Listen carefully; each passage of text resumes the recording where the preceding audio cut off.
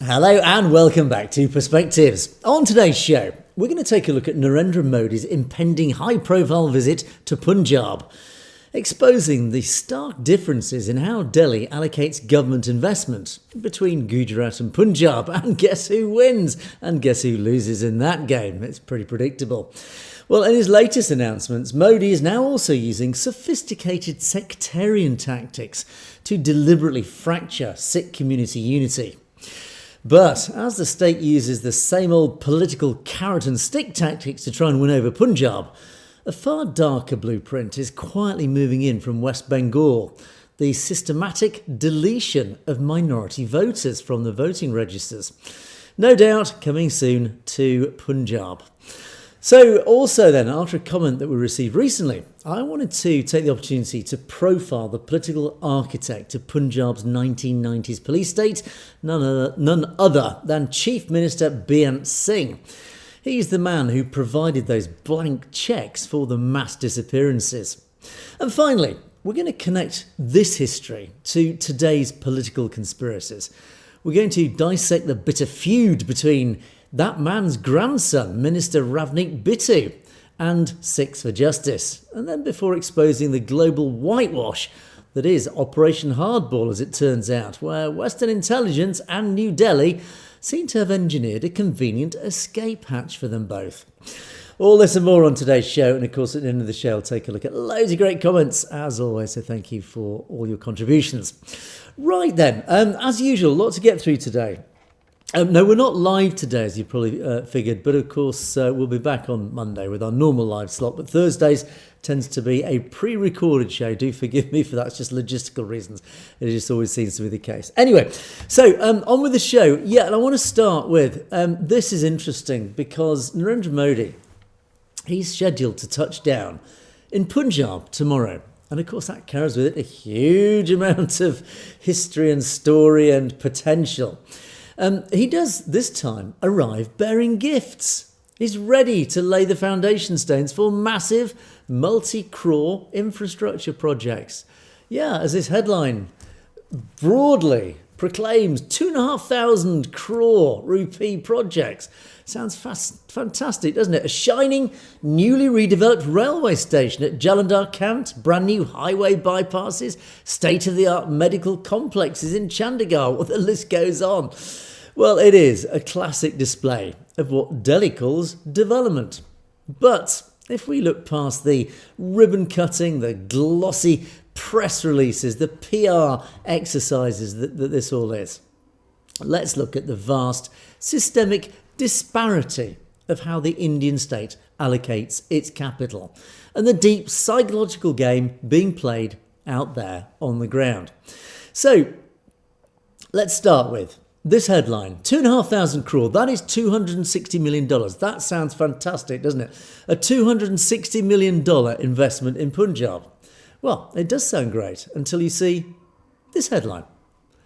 Punjab has offered a few highway bypasses, a railway station upgrade, worth, 260 million. Sounds great. But there you go. It's in stark, humiliating contrast to the massive structural financial investments being poured into states like Gujarat. Guess where Modi hails from?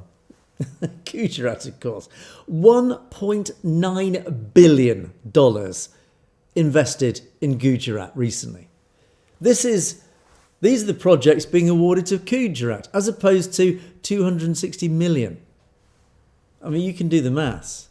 It's 8 to 9 times more being invested in Gujarat. In Gujarat, that state receives hundreds of thousands of crores, basically hundreds of millions of dollars in deep industrial grade capital. Things like semiconductor mega factories, massive green energy parks, global financial hubs. And Punjab, once the economic engine of the subcontinent, is deliberately and systematically starved of genuine industrial growth. And instead, it's treated like a colonial outpost. It's kept on a strict economic drip feed.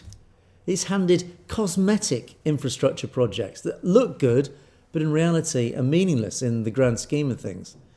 But of course, it's just in time for political visits. It's a calculated strategy, keep the region industrially hollowed out, deny the resources it needs to build a self-sustaining modern economy, and then arrive as some benevolent patron, expecting gratitude for building a smoother road or a prettier railway station. It's just the classic bribe of modernisation. It's designed to mask a deeper structural economic chokehold that New Delhi has over Punjab. But this strategy of control doesn't stop with money. It's a lot more insidious. It's a lot more multilateral than just simple finance and starving Punjab of money and investment. It extends deep into the social fabric of Punjab. So also in that press release of Modi's impending visit and all the wonderful benevolence he's going to bestow on Punjab, hidden amongst that, and even I managed to pick this out, even I, with my relatively shallow knowledge of Sikh and the culture of Punjab and everything, even I picked up on this going, hang on. I had to just do a little bit of digging just to check that my instincts were right. And lo and behold, my instincts were spot on. Because under the guise of spiritual patronage, we're witnessing a highly sophisticated sectarian strategy also going on. Now, consider the sudden state-funded surge of special pilgrim trains designed to transport thousands of Ravidasya devotees directly from Punjab to the Guru Ravidas Janam Asthan in Varanasi. Now, on the face of it, it's presented as an act of religious facilitation. It does sound, at first reading, it seems that it's an act of benevolence. It's helping another religion and pilgrims of another religion. But actually, it's not that. And even my instincts picked up on, hang on, this stinks. Politically, it's a surgical tool of division. Now, for decades, the core strength of Punjab's political and social resistance has been its collective, unified identity, that core nucleus of Sikh. So by aggressively patronising distinct sectarian identities, these sort of fragments that have come off Sikh, in other words, promoting essentially the fragmentation of Sikh, the state is therefore actively, deliberately trying to dilute that unity, that core nucleus of Sikh in Punjab. That's what it's terrified of, that powerful nuclear core of Sikhism in Punjab. So the leveraging historical fractures, turning what should be an internal spiritual diversity into something a lot more dangerous. It's turning into a highly politicised, state-dependent silos, as we call it, these sort of vertical divisions. It's deliberately pushing each division into this vertical silo, as you look at it on a plan, for example. And by positioning the central government as the ultimate patron of specific subgroups, they're then aiming to break that collective political bargaining power of the whole Sikh community, including obviously the fragmented parts of it. It is basically, it's a textbook policy of divide and rule. They've learnt from the British. They know how to do this.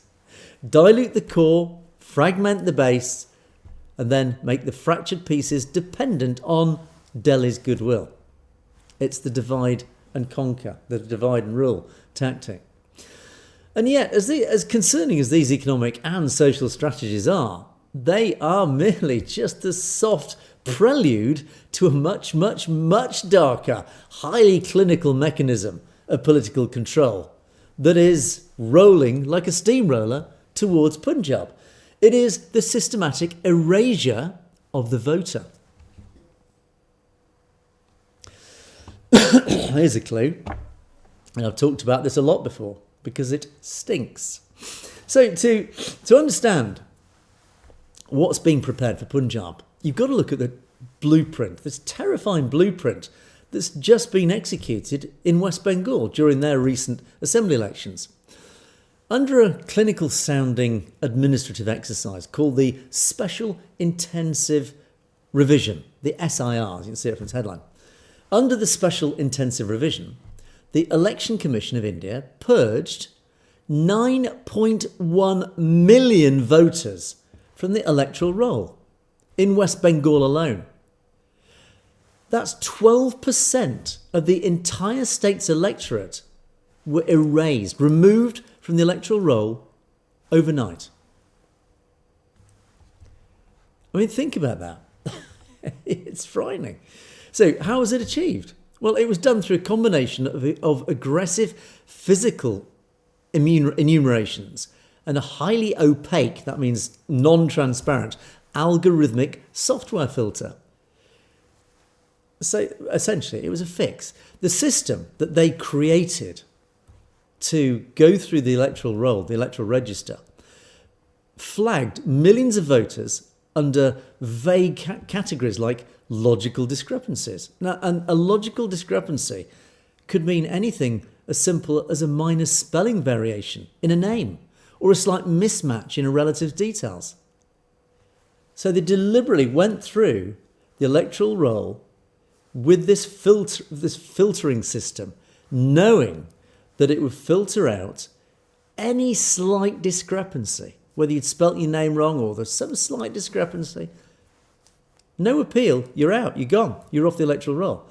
And it placed over 6 million citizens into a limbo category called under adjudication. So in the final days up to the election, while the courts refused to intervene, nearly half of those, that's almost 3 million voters, were then just by default permanently deleted. And it wasn't a neutral exercise, this. Lots and lots of independent analysis has shown that the deletions, those voters that were deleted from the electoral roll, were highly selective. They were disproportionately targeting specific minority communities and poorer migrant demographics. In other words, the very populations least likely to vote for the BJP. It was, as critics have rightly called it, a bloodless political genocide. It was electoral genocide. It was a way to manipulate the outcome of an election, not by winning hearts and minds, not by persuading people to vote for them, but simply by deleting the opposition's voters before they could even get to the ballot box. So now, this machinery of the SIR, the Special Intensive Revision, has officially turned its gaze toward Punjab. Be warned. It's coming your way in Punjab. The groundwork's already been laid. The warning signs are absolutely identical. And apparently there's leaked audio recordings from figures like BJP leader Renu Kashyap, which actually lay bare a very quiet, coordinated panic of local party operatives, BJP operatives, discussing how to systematically challenge, flag and delete the registration of voters who don't align with their political vision. So this is the new front line of authoritarian control. The state doesn't anymore need to rely solely on violence or even stuffing ballot boxes, the old way of fixing elections. They've built a digital bureaucratic eraser. Click of a button and they've gone. And if they can use algorithmic flags, minor bureaucratic discrepancies and aggressive local challenges to quietly strip hundreds of thousands, if not millions of Punjabi voters from being able to vote, then of course they can reshape the political destiny of Punjab overnight. It is a silent, bloodless coup. So Narendra Modi smiles to the cameras, he inaugurates lovely new railway stations, he boasts of connectivity. But behind the scenes, those silent gears of the authoritarian state are grinding away in the background, preparing to disenfranchise, that means remove, the very people that those roads actually are meant to carry. It is this multi-layered, multilateral strategy of modern Delhi, of Hindutva essentially. So you buy compliance with minor infrastructure, bribes in other words, you fracture social unity with targeted patronage, you're boosting the breakaways from the Sikh religion and other small religions to try and fracture that Sikh core, and then you quietly erase the democratic rights of those who refuse to be bought or divided. It is a system of total control, and it is unfolding right before our very eyes. Punjab, you have been warned. Appalling, isn't it? This is Indian democracy in action. Right, let's move on to this character. And thank you, B. Sandhu, who I wonder if is Dr. Sandhu, actually. If it is, hi, Bakshish, thank you for your comment for a few days ago. Which was a question basically asking simply how bad was Beant Butcher? Because, of course, I've talked a lot recently about the brutal legacy of the Butcher of Punjab, KPS Gill, the Punjab's former police chief. And the commenter, B. Sandhu, said, basically, in not quite so many words, but basically, what about the man who gave KPS Gill his power? What about this butcher, Beant Butcher? Well, it's important because, this guy seems to have evaded a lot of attention obviously in recent past. He's no longer with us, as I'll talk through his story, and you'll discover he's no longer with us for a very good reason.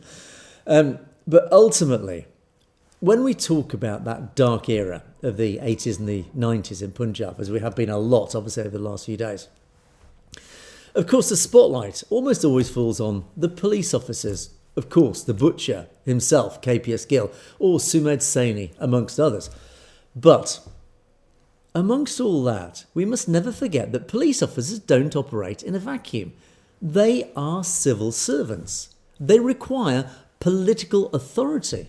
They need administrative funding. And they need legislative immunity that KPS Gill clearly enjoyed. So to truly understand how at least 25,000 Sikh youths were murdered, systematically disappeared, then of course you've got to profile the man who stood at the absolute apex of Punjab's state government from 1992 until, it turns out, his violent end in 1995. Of course, Chief Minister Beant Singh, this man. To understand the regime of Beant Singh, you've got to wind the clock back a little bit. You've got to look first at the fraudulent nature of his rise to power. This is him being sworn in 1992. So in February 1992, Punjab held state assembly elections. But they weren't democratic elections in any real sense of the word. What a surprise. I'm starting to laugh now because, of course, this is India we're talking about. They don't do democratic elections in any normal sense of the word. Driven by deep trauma from Operation Blue Star and the military occupation of the state that had pretty much happened ever since, and the mass killings that had been going on over and over, the mainstream Sikh political parties in Punjab just declared a total boycott of the elections. They said, no, we do not recognise them. We refuse to take part in them. So, of course, the result then was a foregone conclusion. It ended up basically being a ghost election. And in rural Punjab, the very heartland of the population, voter turnout was nothing. It literally was in single digits. Less than 10% of people in rural Punjab just said, no, there is no point in voting. And literally, sometimes the turnout was as low as 2 or 3%. I mean, literally, it can be a few hundred people turned out to vote.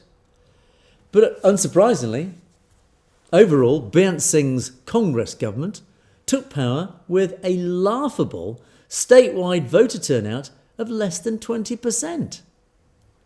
He was a leader with absolutely no democratic mandate, no democratic legitimacy whatsoever. Despised by the vast majority of people, he was sent to govern.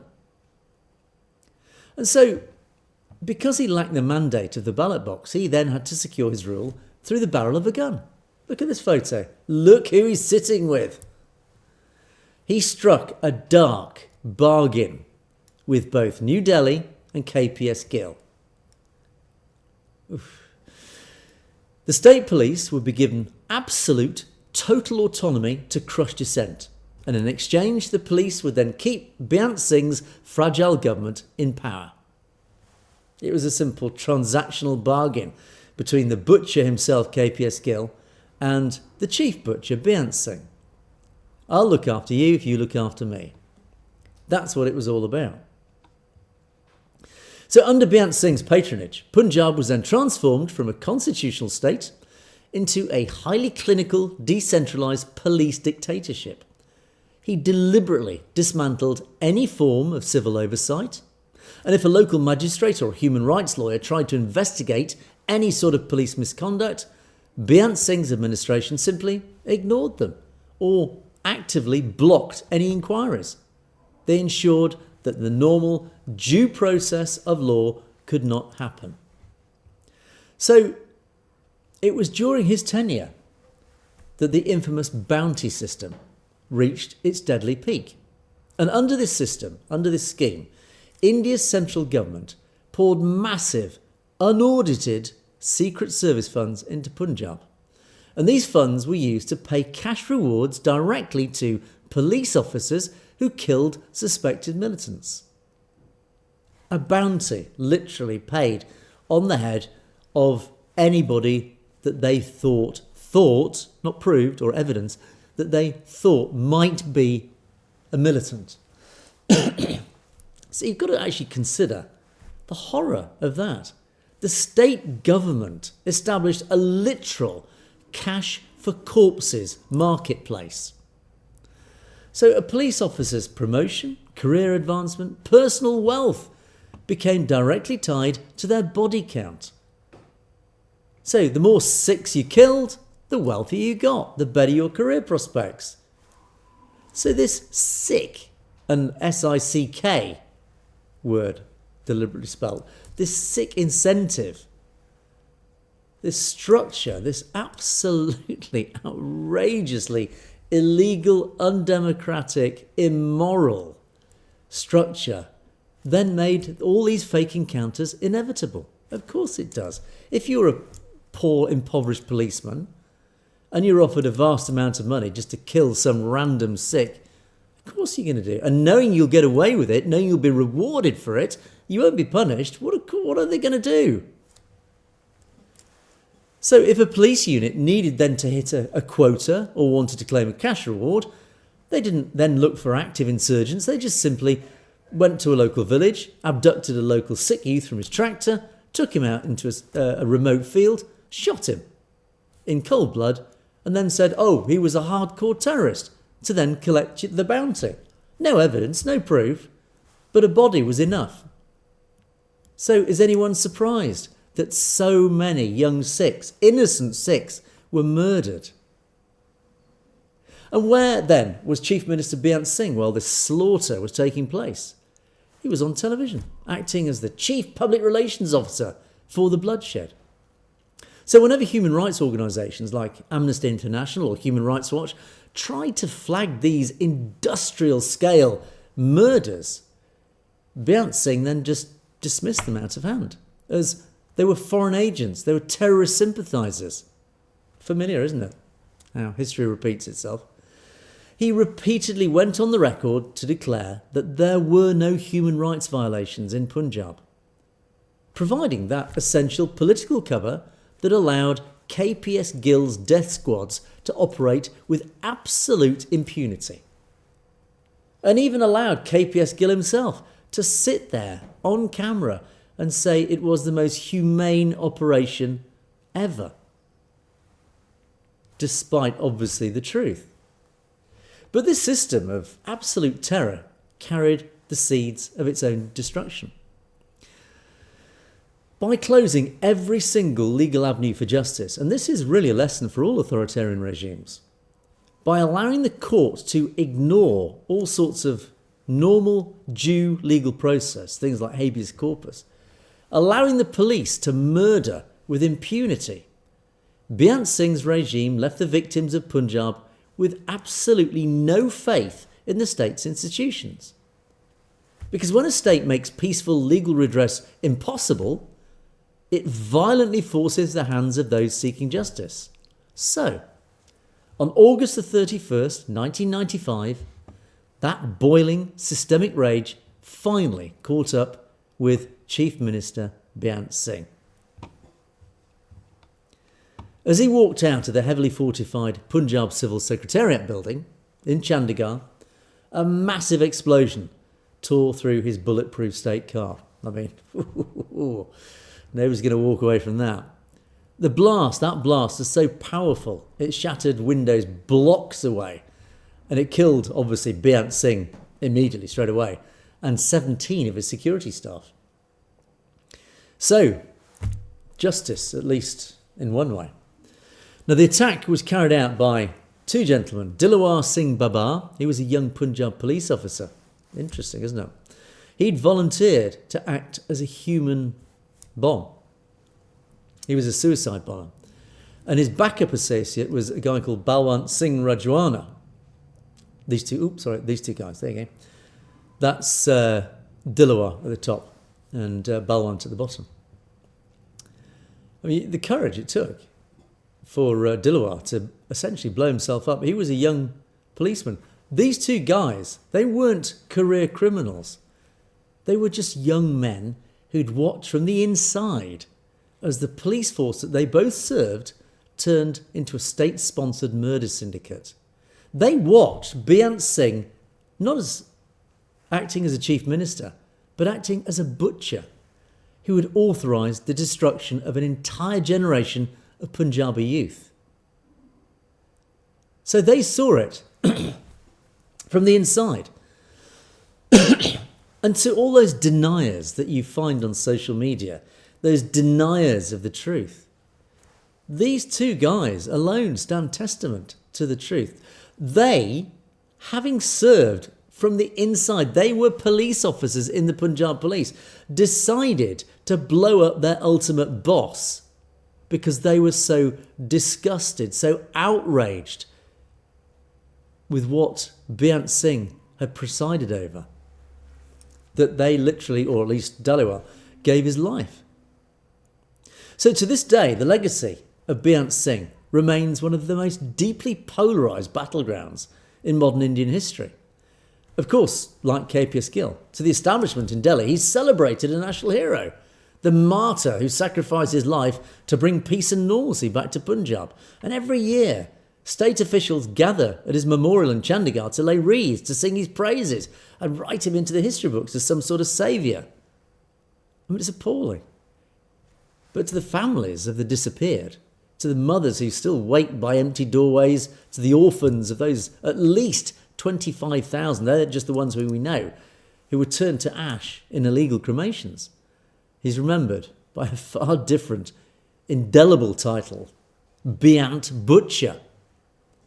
They remember him as the political face of a genocide. They remember that while KPS Gill may have pulled the triggers, it was Beant Singh who signed the orders. It was Beant Singh who funded the bounties and turned his back on the cries of his own people.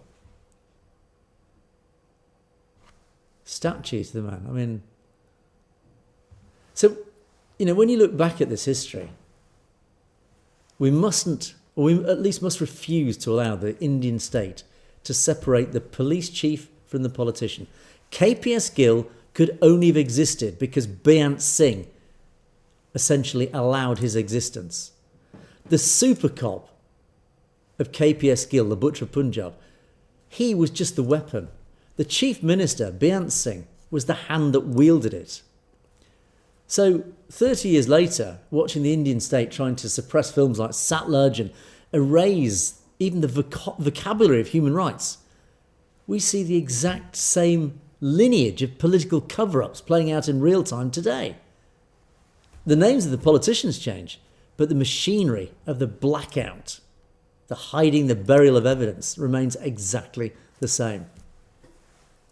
So there you go, Beant Singh, another butcher of Punjab. So I want to talk about another argument that's raging.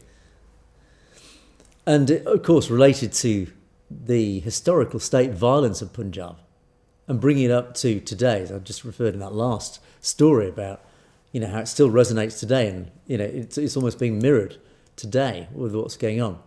We've got on one side this guy, Union Minister Ravneet Singh Bitty. He's, believe it or not, he's the grandson of Beant Butcher. This is Beant Butcher's grandson. He's not only a minister in Narendra Modi's government, but he also carries the genes of Beant Butcher.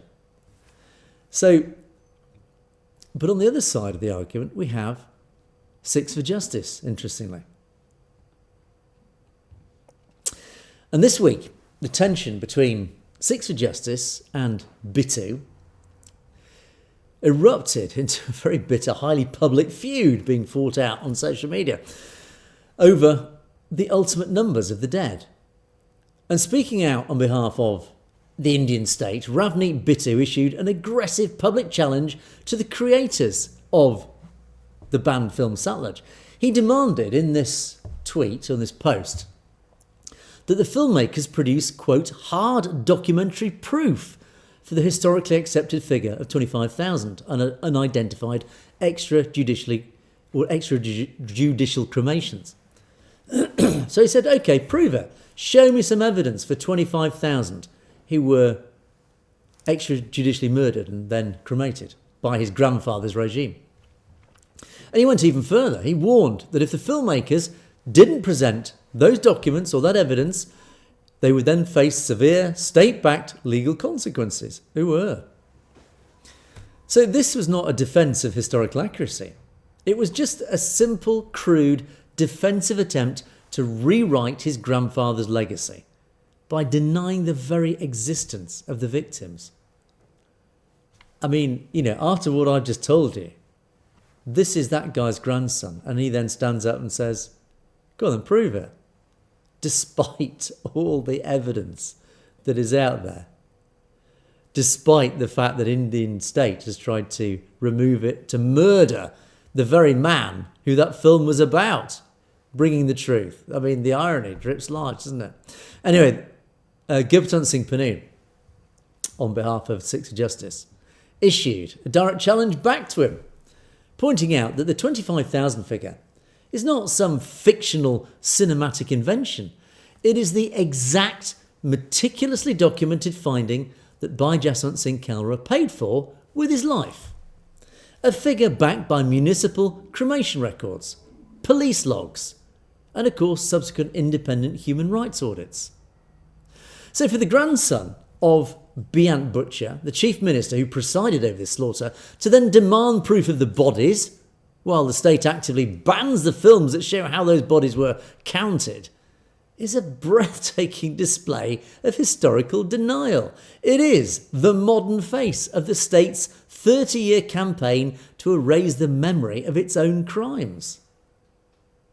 But this, and again, I'm almost rendered speechless that somebody in the associated with the Indian state can actually stand up in denial over mass murder that has been so documented, so evidenced, and then the cover-up, not just buried, but the people who actually collected the evidence were then disappeared and murdered in the same way.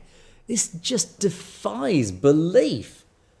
And when I see on social media people defending this or in denial of this, it just shows the power of Hindutva indoctrination of the Indian nation, that there are people, millions of Indians, who actually don't think this ever happened or think it's somehow just some monumental creation, some fabrication. But sadly, though, it actually then has an impact on the global stage.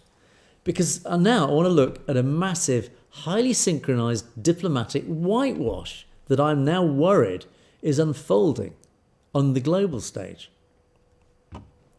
So, the law enforcement agencies of the US and Canada and Europe jointly announced Operation Hardball, as we know.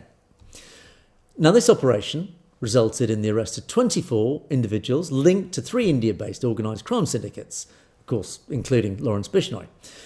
So with massive fanfare, the US Department of Justice unsealed this federal indictment charging Bishnoi, Goldie Brar and others, including, of course, in their involvement in the assassination of Bhai Hardeep Singh Nijjar in Canada.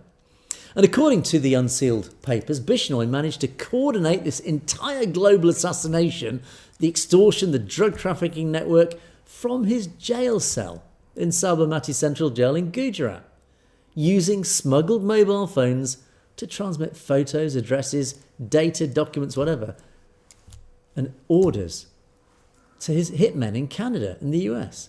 And on its face, the Western press has treated this indictment as a triumph of transnational justice.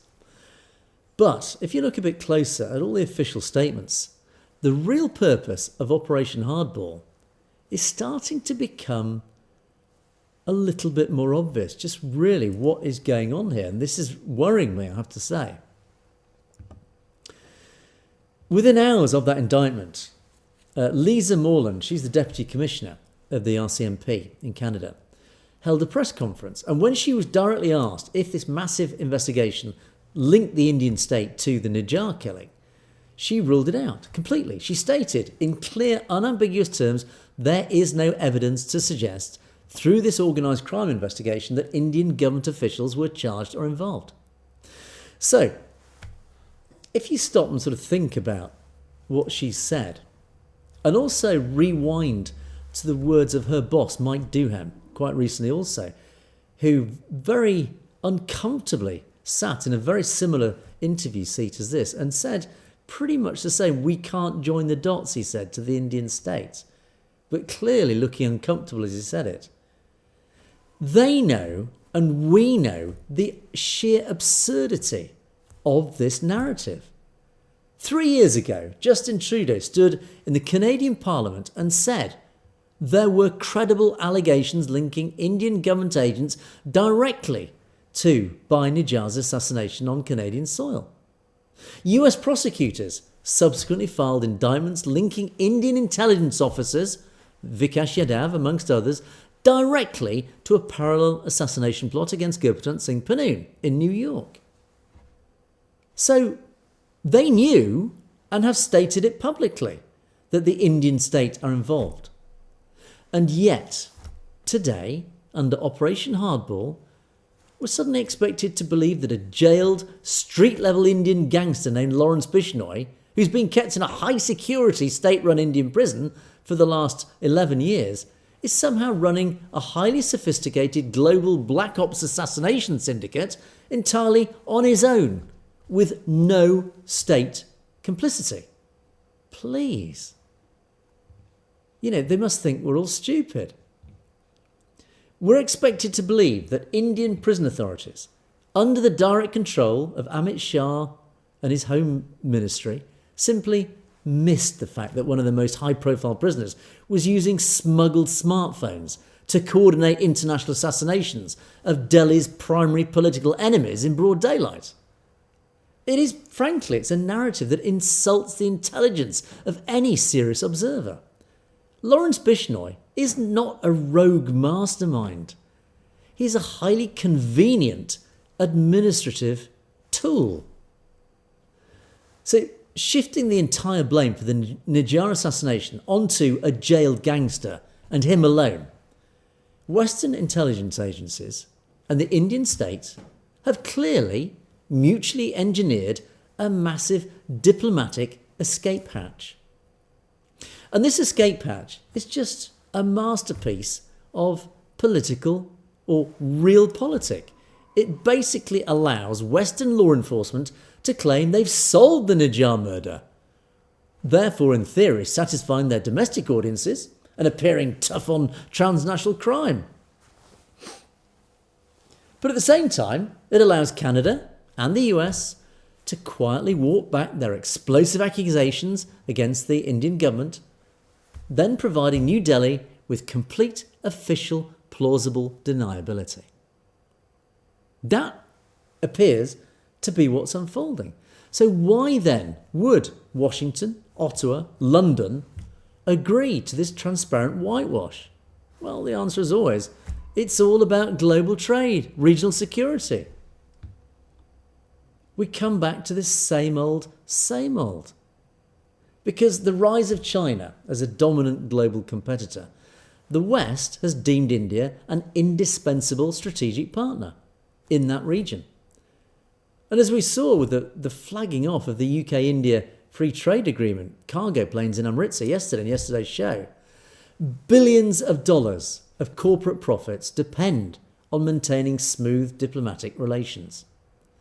Western leaders realised that they couldn't permanently accuse a vital economic and military ally of carrying out extrajudicial executions on their soil without completely derailing these massive trade agreements. So they needed a way out. They needed a villain who then could take the fall without disrupting the flow of capital. This is the globalists. This is the game they're playing again. So this really, potentially, is what Operation Hardball was all about. Blaming Lawrence Bishnoi, the West gets to keep its moral high ground. Delhi gets to escape international accountability.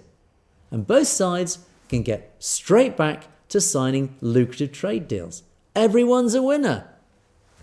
Except, of course, for the global Sikh diaspora. This coordinated whitewash is just a chilling reminder, as if we need another one, of a historical truth. Just as the British government and the Indian state looked the other way during the 1980s and 1990s, Operation Blue Star, to protect bilateral relations, they're doing exactly the same thing today. The French phrase is plus ça change, plus c'est la même chose. The more things change, the more they stay the same.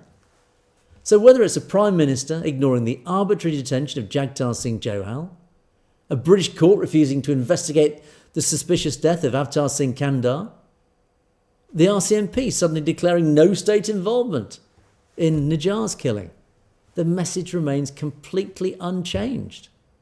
In the high-stakes game of international diplomacy, the lives and security of the Sikh community are just expendable bargaining chips.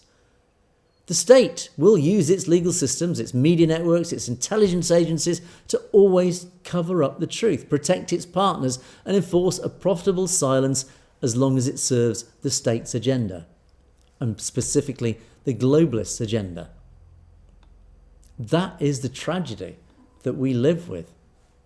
And that is why we must continue to calling it out, to pressuring.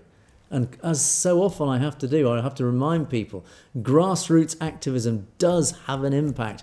Every time you guys get out there on the streets, whether it's in Australia, New Zealand, here in Europe, in London, in the Midlands, US, Canada, all you guys, the more often you get out there, the more it keeps the pressure. Even at a small level, it all counts. But it just means that pressure pushes upwards through the political pyramid to the policymakers and the decision makers, which is why the Sikh organisations, whether it's the Sikh Federation here in the UK, the WSO or Sikh Coalition in the US, or whoever in all the diaspora regions, these organisations play a vital role and they must be continually supported to keep advocating not just for the Sikh diaspora's interests, but also for the interests of Sikhs in Punjab who cannot help themselves. They are powerless. They need the diaspora's help. But also, it's just for democracy itself, because we're all fighting the same enemy. And this is why the Sikh faith, actually, in my personal opinion, has to be the vanguard of humanity fighting back against these people. Because the Sikhs have proven over centuries they are quite prepared to martyr themselves on the principle of not just protecting the oppressed, but standing up for the basic human rights of freedom. Freedom of speech, freedom of religion, freedom of persecution, whatever. But these are the people that we are, all of us on planet Earth, fighting. The 9 in 10 of us are fighting the 1 in 10s. These guys. So, unfortunately, as I say, I cynically and rather fearfully fear that Operation Hardball was an operation designed to deliberately allow this to continue. To allow Modi and the Indian machine to get away with it all. Because it seems that's what's happening. Terrifying. Anyway, on that rather sad note, let's go through our comments. Thank you to all of you guys who have commented. Punjab, yes, don't worry. I believe your comments have been coming through. You always send. I always send my views to you, but for the last 5 programs, none of my comments have come up. Don't worry, Punjab. If your comments were there, usually I do cover them because they're usually very pertinent and very relevant. So it is quite possible your comments have not appeared in the comments sections. So I would suggest go back and check. If they're not there, let me know. Always email me. And all you guys, if you post up comments and they don't appear or they then disappear, so do keep checking back that your comment stays, because I've noticed they do disappear. I've noticed it literally in real time, comments disappearing. Message me, send me the comment via email. Punjab. Ultimately, I wonder if they were deleted by our friends. It is quite likely that they have been deleted by our so-called friends. So don't give up though. Thank you, Punjab. Keep up the comments coming. Keep the comments coming. Manjit, hello again. Manjit, nice to see you popping back in again. As I know you've been with us for a very long time, so your continued loyalty is much appreciated. Let us know a bit more about yourself. Where are you watching from? It'd be nice to know where you're from, Manjit. Gagan Deepaya. Angus Scott, Sat Sri Akal. Well, you, Gagan Deepaya, Sat Sri Akal, straight back to you. And Stay Safe says, I will look back, Angus, forever. His broadcasts are going to be historic forever. I don't think they're quite that sort of legendary or whatever. I think they will sadly disappear and fade away into the annals of time. But ultimately, I'm hopefully doing my little bit for the cause, as we all are. We all share this common goal together. We all take an equal amount of both responsibility and credit for getting Khalistan over the line. It can only happen with all of us acting in unison. There is no one single person who's going to do it. It's all of us standing shoulder to shoulder with back straight, shoulders back. And that is how we will push this over the line. So thank you for your continued support, guys. Here you go, Punjab. There's a big one for you. Now, this is an interesting comment, actually. You're watching Satellite TV Punjabi, and you had an idea. After the British Army surrendered to the Japanese, Mohan Singh formed the Indian National Army, the INA. He suggested, like the INA, why can't now, today, we form a Khalsa Fauj? In Western countries, Sikhs can then join, get training we can hire in expertise from former military personnel from across the West. And you do agree. You say, I'm against any kind of violence. No, that's not the case. I'm not against any kind of violence. I'm not against. I just believe it should be used in the right time and situation. And what I believe is now is not the right time. There may come one day for violence. I hope to God it never comes to that. But ultimately, as I keep saying, the Khalistan movement is winning because it is peaceful and democratic. That is just to qualify my personal stance on this. But this is an interesting idea. So what you're suggesting is, why don't we, somewhere in the West, form this Khalsa Fauj and recruit people from around the diaspora and get it trained, essentially form the core of what will become the Khalistan army. And you've actually asked people to chip in. Let Punjab know if you're up for it, or at least agree with it in principle. So, KDF, Khalistan Defence Forces, yes, no, or don't know, KDF. Well, now there is a problem with this. There's just a simple legal problem with this. I don't know the exact law, but I do know that formations of militia, you've got to be very careful, because all our states that we live in obviously don't like militia being formed. Whether it's here, certainly in the UK, you wouldn't be allowed. The US is a little bit looser because there are all sorts of collections, for want of a better description. Would the KDF be allowed to form? Certainly not in the UK. The US is probably your most likely location for it. But it would have to be very, very careful about how it was formed, because you need legal input on this. Because you can't suddenly get, for example, 10,000 Sikhs, arm them up, train them into an army. Because the US government is probably going to say, hang on a second. No, whoa. No. There will be laws, because understandably the state will not allow another army to be formed because it could be a threat to the state itself. So again, there will be a way of doing it legally So, yeah, do I agree in principle? Yes, actually, honestly, I think it's a fantastic idea. Even if it's not a formal militia, I think just even a loose collection of like-minded Sikhs who are trained and ready to go, I think is a fantastic idea, because it's all about being prepared. There's a great, I can't remember off the top of my head, there is a great phrase all about being prepared. 9/10 of success is all in the preparation. There's some amazing phrase that will sum that up nicely.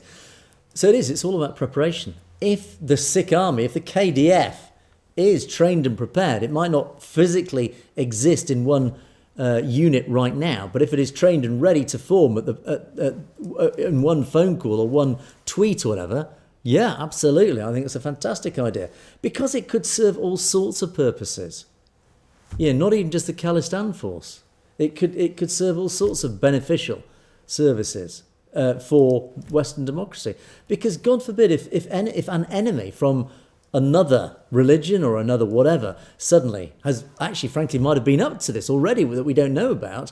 You read conspiracy theories, they're claiming that the Islamic community are already forming armies and training people. The extremists are, that's probably conspiracy theory, but it's always a good idea to be prepared. As I say, preparation is 9/10 of success. So, yeah, let me know your thoughts on that. I'm going to be careful, because I'm not here to foment revolution. Otherwise, they will lock me away, and I'll be broadcasting from my cell from a British jail cell if I'm not careful.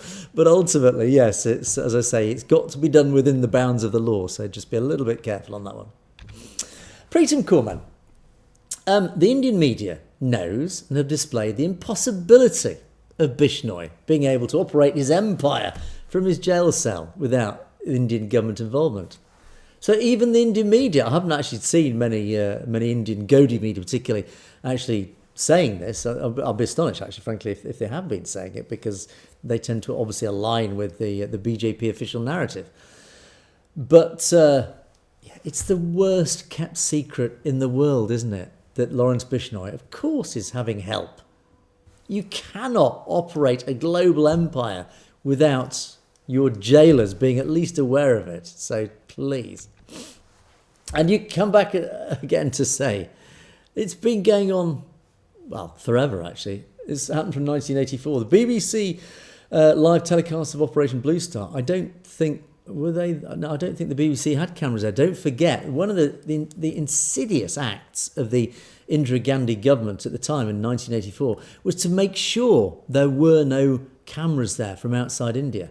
That all the journalists who were in Amritsar at the time were shoved onto buses, they were bussed out to the state border of Punjab, and then they were kicked off the bus and abandoned deliberately, so that they couldn't then report on Blue Star.